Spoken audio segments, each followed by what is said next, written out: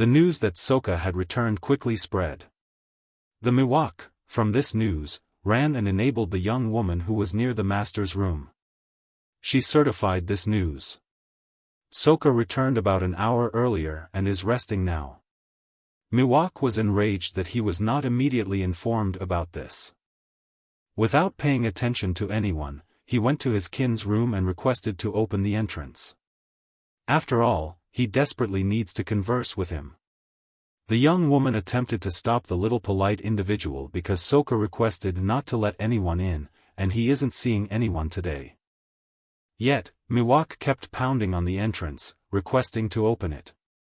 It turns out he knows a technique for recovering his kin.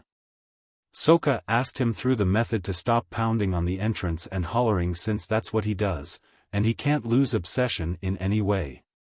Grinning. The hero thought that, from one perspective, what karma, that now there is an especially more energetic kin, and evidently this resurrection isn't all that horrendous. And the kin doesn't want to give up his point. A contender can't as yet give to squeeze by in such a body. You ought to attempt genuinely, and the primary objective is to unblock comic. Thus, during the time spent reflection, there was an appearance of thunder energy once more. The boss started depleting from his mouth. He essentially succeeded at this point. He truly needs a bit more. But something ended up being terrible. Behind the entrance stood New York's more energetic kin and a maidservant.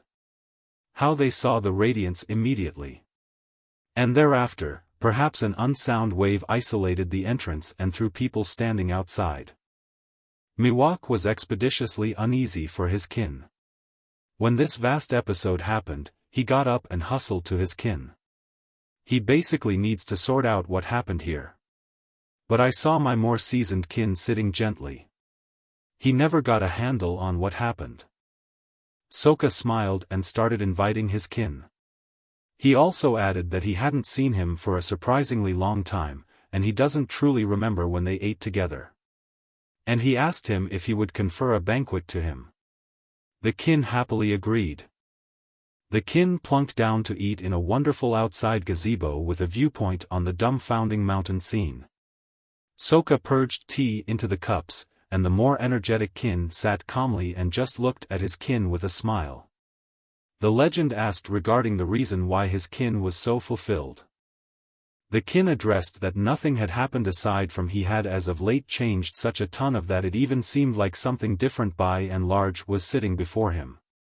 He also added that he had sorted out some way to recover his fortitude over an extended time.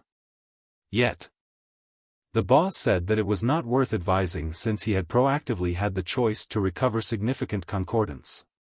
Yet, this is just the beginning, and Sokka feels that his fortitude will return soon. Miwok was irritated about this and recently said that he was incredibly happy for his kin. The legend said that he had a sales to his kin. He got up, put his hand on New York's shoulder, and added that he wouldn't disturb him any longer today. The hero didn't focus on the youngster any longer. The legend was examining in the semi-cloudiness, and he recalled that he had gathered some valuable information from Whack. While he was choking in alcohol and wandering around the young women. The situation in the spot of Peck ended up being considerably more frustrated. When the kin went to the gazebo, Whack said that the number of his uncle's hooligans had fostered a lot. After all, he has long expected to stay at the highest point of the spot of Peck. But since he was extremely old for this position, then he decided to name his kid, young H1, as his principal replacement. For a long time, the Hiram and Privateer bundle has been running everything in Wencho, plainly with the help of his kid. The uncle wants to expand his power by holding Heronmen as well. And it seems that the warriors of the Bill family will truly do battle against privateers. The top dog imagines that he furthermore needs to join some other way. They will not succeed if they only rely on the Nose family's fortitude. Yet, assuming it winds up consolidating the powers of the Nose family with the 10 channels of Kolgan, this is the most effective way to conquer the 7 unique families. And he had the choice to adjust to the powers a smidgen, at least. To do this, he really needs to turn out to be adequately ready to lead the Nose family. The hero should now move to the particularly top. Sokka uses different systems to revive the power, and from this period, he began to practice the method of iron blood. After he used one of the strategies, the hero contemplated again, and he had the choice to open a couple of internal medians. The thought didn't leave the contender's head, and he kept on saying that he expected to turn out to be more grounded. This is the fundamental way he can recover. After finishing the procedure, the top dog saw a sword. He took the edge that was in the packaging. The hero watched with delight as the sword rose up out of its sheath. In spite of the fact that he has lived 8 lifetimes, seeing the blade never stopped stimulating him, and he eagerly wanted to give it a try. The top dog prepared for this training carefully. There was a full moon above. The man was already gazing at the sky. Lately, he had been considering the words he had been told.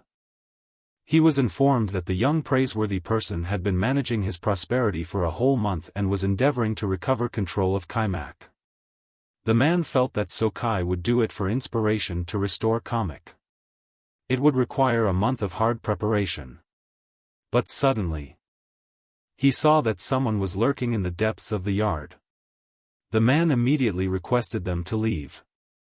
Instantly, a man in a white robe ran out, and it was clear that he did not have earnest intentions. The man promptly began to answer, but it turned out to be this man's kid.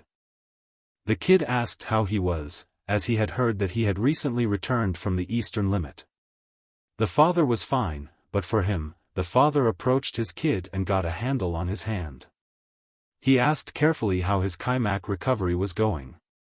In a bow, he expressed thanks for his concern. The kid answered that everything was perfect, and he had almost recovered. My father was glad to hear this, but he didn't have even the remotest clue how it was possible to do it in such a short period of time. After all, things required some time to restore Kamek. The son answered that it was not so very difficult as everyone normally thinks. And by the way, he would like to inform the father that he also wants to participate in the mission to check the privateer pack. The father saw such energy and didn't hinder it. And soon they set off through the sea on a boat. On the deck, Sokka and Mwak's more energetic kin were enjoying the viewpoint of the sailors. Sokka saw that he had not seen the sea for so long. Mwak, looking at the water, even simplifies breathing for him. But he still maintained that they should stay cautious for another reason. Miwok looked extraordinarily sad, and his eyes hung. The older kin decided to speak to the younger kin and smilingly asked if he feared the privateers of Heron men. Mwak's words were like an embarrassment. And he began to say that he was not worried because he was a boss from the Mouth family. But something bothered him.